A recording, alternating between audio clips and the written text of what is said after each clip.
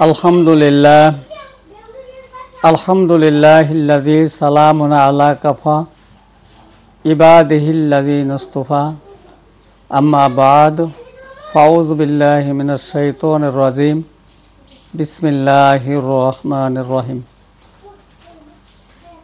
সম্মানিত দেশবাসী এবং বিশ্ববাসী সকলকে আমার আন্তরিক শুভেচ্ছা এবং মুসলমানদেরকে সালাম দিচ্ছি। আসসালামু আলাইকুম ওয়া রাহমাতুল্লাহি ওয়া বারাকাতুহু। আমি আমার ক্ষুদ্র ব্রেনে কোরআন এবং হাদিস থেকে যতটুকু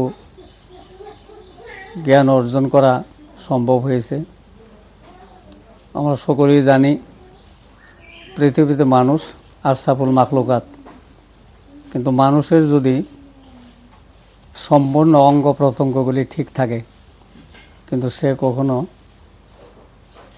পূর্ণ মানুষ হতে পারে না। মানুষের দুইটা রূপ, একটা হলো সুরত আর একটা হলো সিফত।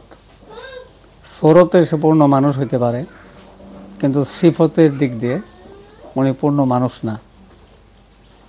মোটামুটিভাবে মানুষের ভিতরে 5টি বিষয় থাকতে হয়।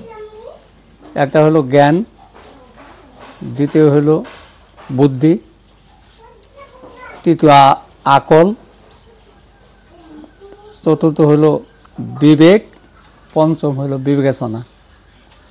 এই 5টি জিনিস যদি একজন মানুষের মধ্যে পরিপূর্ণভাবে থাকে তাহলে সে একটা পূর্ণাঙ্গ মানুষ। কারণ যে শহরের যে জ্ঞানের শহর ছিলেন হযরত মুহাম্মদ মুস্তাফা সাল্লাল্লাহু আলাইহি সাল্লাম, সেই শহরের দরজা ছিলেন হযরত আলী রাদিয়াল্লাহু তাআলা আনহু।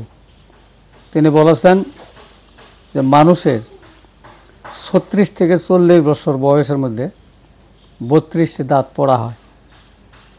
কারো কারোর 1টি বা 2টি দাঁত কম থাকে।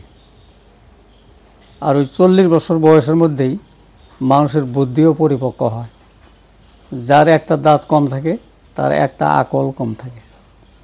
অতএব আমাদের এই 5টা গুণ এবং জ্ঞান, বুদ্ধি, আকল, বিবেক, বিবেচনা, এই 5টা জিনিসের উপরে চিন্তা ভাবনা করে যদি আমরা চলাফেরা করি, চলি, তাহলে অবশ্যই আমরা একজন ভালো মানুষ হিসেবে সমাজের কাছে বিবেচিত হতে পারব।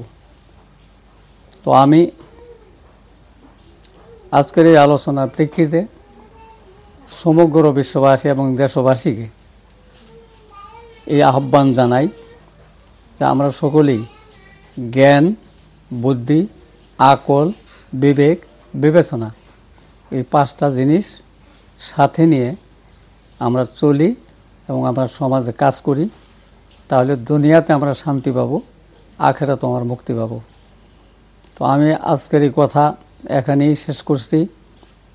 আমার ভিডিও যদি আপনাদের ভালো লাগে তাহলে আমার পাশে থেকেই আমাকে উৎসাহিত করবেন।